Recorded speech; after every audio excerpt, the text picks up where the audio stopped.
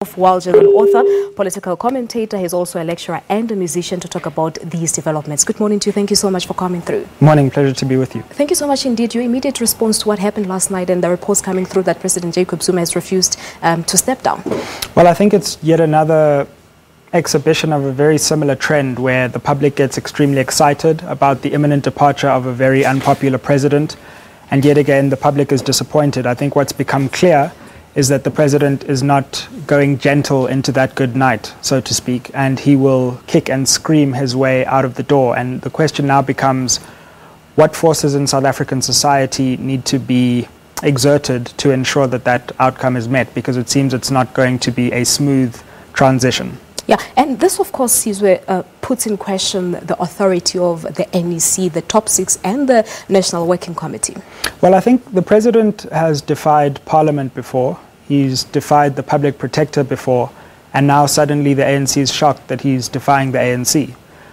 I think what's becoming clear is that the president is willing to go against the wishes of the top six and possibly even the National Working Committee today, and is going to fight very hard even if an NEC meeting is called. But does it not look like the top six itself is divided? I mean, if we take into consideration what the SG had to say and the deputy SG about President Jacob Zuma.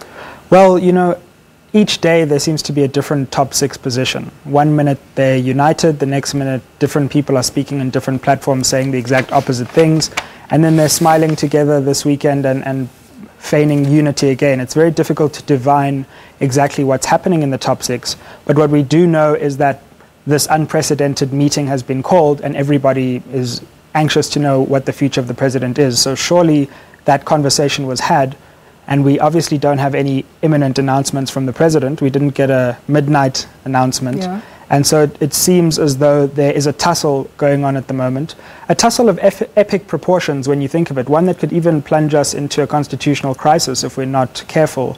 And how this plays out over the next few days is going to be crucial for the stability of our democracy. Indeed, because on the other hand, EFF has actually warned that if it doesn't step down before the State of the Nation address takes place, then there'll be problems. And I think that's really the key here. There are internal ANC dynamics, but there are also dynamics that are happening in a more general political sense with parliamentary opposition, parliamentary pressure. Remember, there's also an impeachment motion.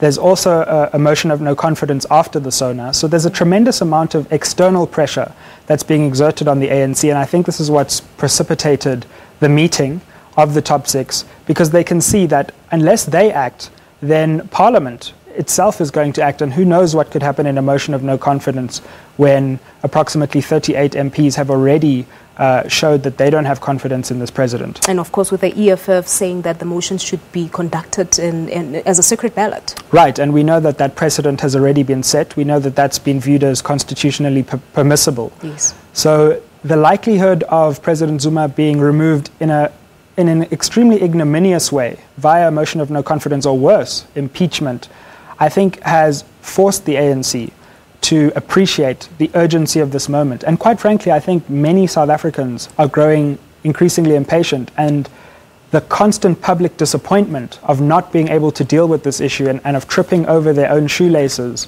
when we have major economic challenges, major service delivery challenges, is something that I think the ANC is starting to realize it really must come to terms with. All right, I suppose we'll wait and see what comes out of the NWC meeting taking place this afternoon. Sizwe, thank you so much for coming through. Thank you. Thank you very much indeed. To Sizwe Mpofu-Walsh is an author, political commentator, lecturer, as well as a musician, talking to us about these latest developments. We'll be keeping a very close eye on the issue. We also have our acting political editor, Sophie Mukwena, who's at the presidential guest house at this current moment. I believe we'll be crossing to her during the news at 7 o'clock here on Morning Live. Let's